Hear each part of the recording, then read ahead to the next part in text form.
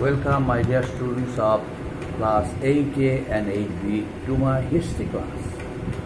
Today the same topic, name of this topic is Decline of the Mughal and Rise of Independent Kingdoms.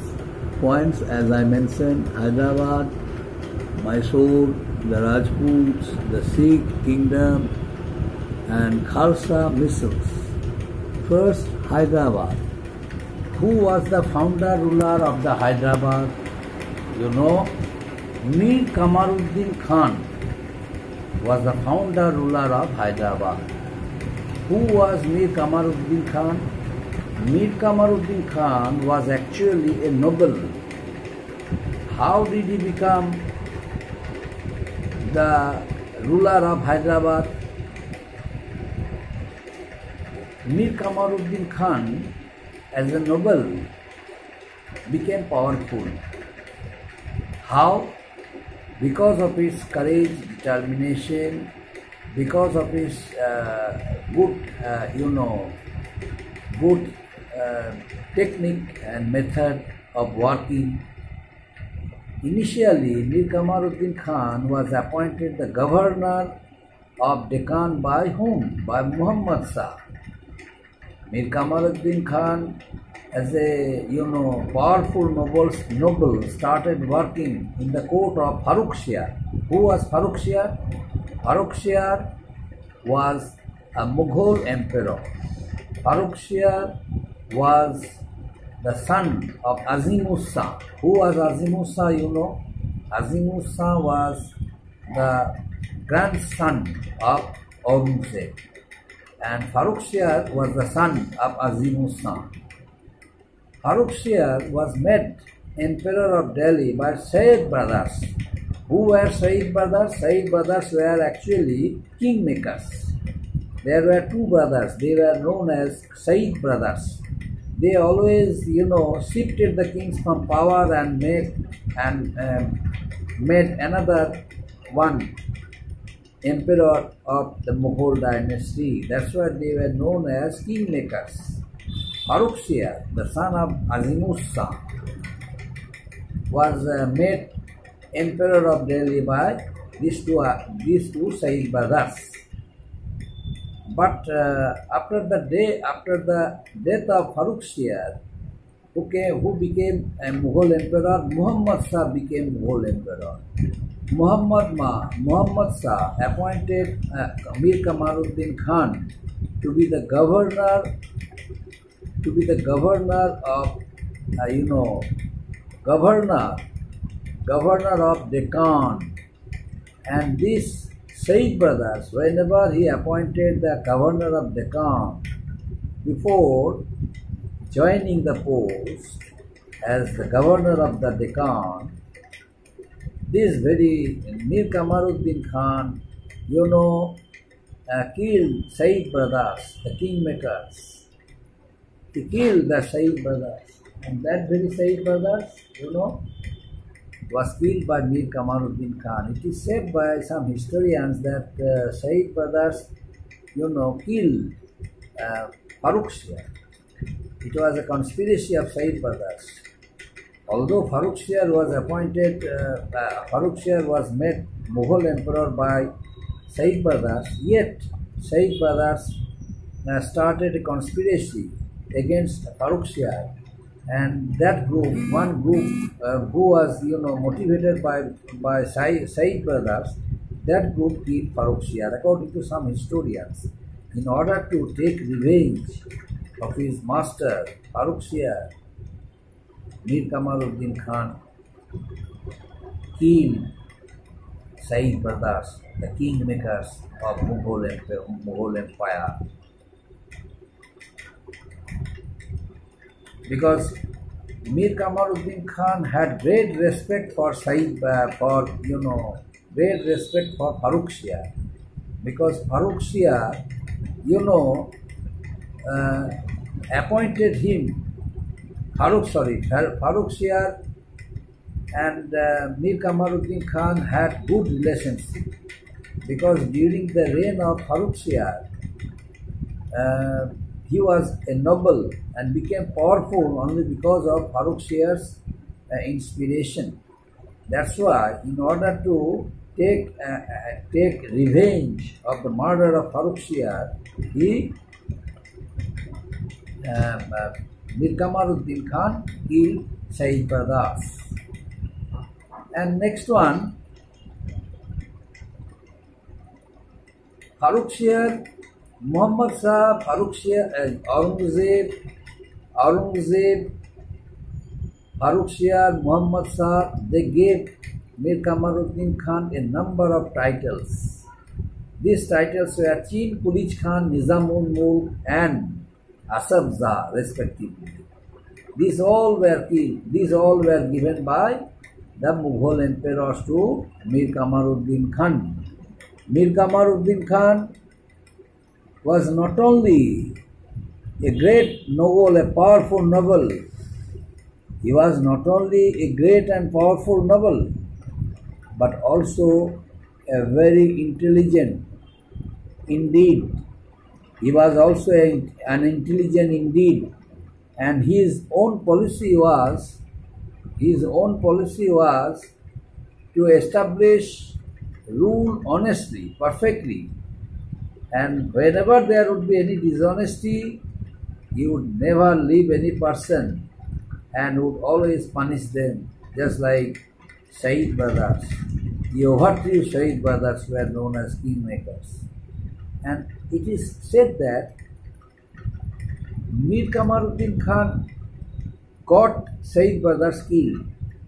But whether Mir Kamaluddin Khan killed Sayyid Brothers or not, that matter is,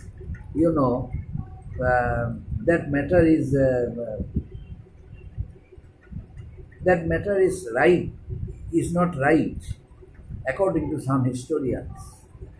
That's why that matter should not be discussed. Okay, but it is right that Mir Kamaluddin Khan overthrew Sayyid Brothers from power. Mir Kamaluddin Khan overthrew Sayyid Brothers from power because of taking that revenge of his master Farrukhsiyar. Farrukhsiyar had great respect for Farrukhsiyar. That's why he did it so. And next point,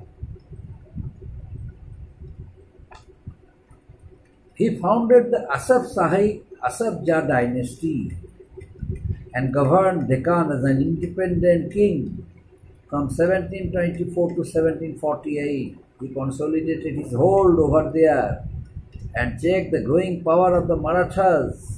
That particular province made remarkable progress during the time of Mir Kamaluddin Khan. Everywhere, in every field, Mir Kamaluddin Khan brought, remarkable changes. For example, in the field of agriculture, in the field of trade and commerce, in the field of, growth and development of his state. Everywhere, Mir Kamaluddin Khan, brought a remarkable change by dint of his own style of working. That's why he became a famous person. But after the death of Mir Kamaluddin Khan, the others who came to power, they were not as powerful as Mir Kamaluddin Khan. As a result, the Marathas took its advantages. The Marathas imposed Choud on Deccan, and ultimately Deccan had become a great center of Choud collection for the Marathas. Because Hyderabad, from the very, very beginning they targeted Hyderabad, but it was Mir Kamaluddin Khan who was there. That's why they could not, intervene there. And the British East India Company also was there. So as soon as Mir Kamaluddin Khan died and the weak successors could not manage that very state, both the two, the Marathas and the British East India Company, established their political control over there. Although the Marathas were obstructed by the British East India Company, but there was a keen competition between East India Company, British East India Company and the Marathas. And next point, Mysore. Next point, Mysore. When the powerful Vijayanagar Empire collapsed, during that time, a foot soldier came to power. Who was he? He was Hyder Ali. Hyder Ali dreamt that he would become the ruler of his own state, Mysore. From foot soldier, he became the ruler of Mysore. Who was he? He was Hyder Ali. That very personality, Hyder Ali, emerged as one of the most powerful. Hyder Ali's state, Mysore, emerged as one of the most prominent kingdoms in the south during 18th century, my dear students. Hyder Ali, as a ruler, kept the rebellions of rebellious zamindars in check, and improved the conditions of the peasants and farmers. He gave importance to peasants and farmers rather than zamindars, because he heard the repressive measure of the zamindars while collecting revenues from the peasants and farmers. That's why he favored the peasants and farmers, because he realized that peasants and farmers were the real source of power of a state. That's why their interest should be safeguarded. In order to do it so, he supported the peasants and farmers and antagonized, zamindars, and communicated a message to the zamindars that he would never support the zamindars but the peasants and farmers. He was able to set up a modern arsenal at Digdiwal, which was held by the French soldiers.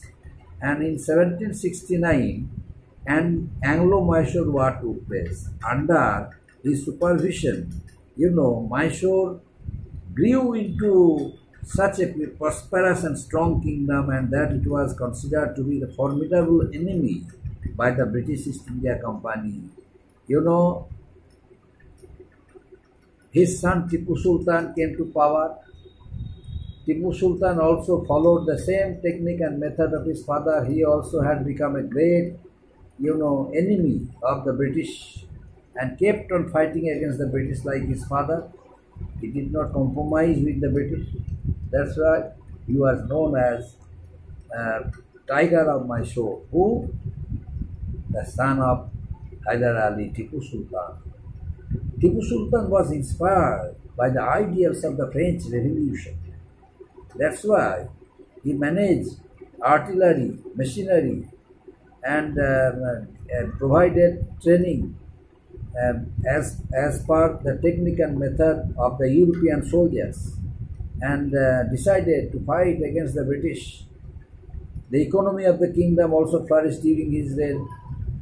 Agriculture, modern trade, and industry also have flourished during the reign of Tipu Sultan. In the year 1799, he lost his life defending his capital, Seringapatam, against the British. So the life of Tipu Sultan came to an end. And next point, the Rajputs. Another point, the Rajputs. Since Akbar's reign, the Rajputs had been allies of the Mughal Empire. However, when the Orthodox Aurangzeb revolted against him, the Rajput states of Jaipur, Udaipur took advantages of it. Both the two states took advantage of the growing weakness of the Mughals, and after the death of Aurangzeb, they declared themselves to be independent. Raja Jai Singh became a very, very powerful king of the Rajputs. The Rajput rulers could not unite. The Rajput rulers could not unite themselves. Why? Because they always remained busy in safeguarding their own interests. That's why they always avoided others when there was a conflict among other, other group of Rajputs. That's why they, and it is said that they were selfish. One group, one Rajput ruler was selfish and always safeguarded his own interest. But they had no interest but that unity for the whole nation, for the whole community, Rajput community should be strengthened. They never thought it. That's why the Rajputs could not achieve success. And Rajputs, the British East India Company took its advantages.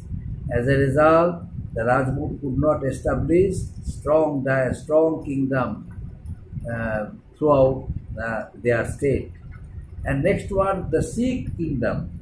Next one, the Sikh kingdom under the guidelines of Guru Gobind Singh, the 10th and last Sikh Guru. The Sikhs came to power. Though the Sikhs, were known to be peace-loving community, but yet yet Guru Gobind Singh decided to fight against persecution of the Mughals. Hence, he organized a military brotherhood named Khalsa. A military brotherhood named Khalsa. It was organized by whom? By Guru Gobind Singh, the 10th and last Sikh Guru. When the Mughals became powerful, when the Mughals became, weak, after the invasion of Nadir Shah and Ahmad Shah Abdali, during that time, the Sikhs took control over Jammu and Punjab. The Sikhs took control over Jammu and Punjab. The Sikhs soon organized themselves into 12 missals. The 12 groups, these 12 groups called missals. Each missile had their own ruler, and they ruled his own missile. Ranjit Singh was one ruler. Ranjit Singh was a ruler of one missile out of 12 missiles. Ranjit Singh was a ruler of one missile out of 12. But that very personality, Ranjit Singh, ultimately got the 12 missiles united and made one kingdom in Punjab towards the end of the 18th century. That's why it is said that Ranjit Singh was the architect of the Sikh nation. And although Guru Gobind Singh was the first, Guru Gobind Singh was the 10th and last Sikh Guru, yet Ranjit Singh was the architect of the powerful Sikh kingdom, because he was the person started his career as a ruler of one missile, but ultimately he got 12 missiles united and made an independent kingdom in Punjab by the end of the 18th century. Up to this, my dear students, thank you.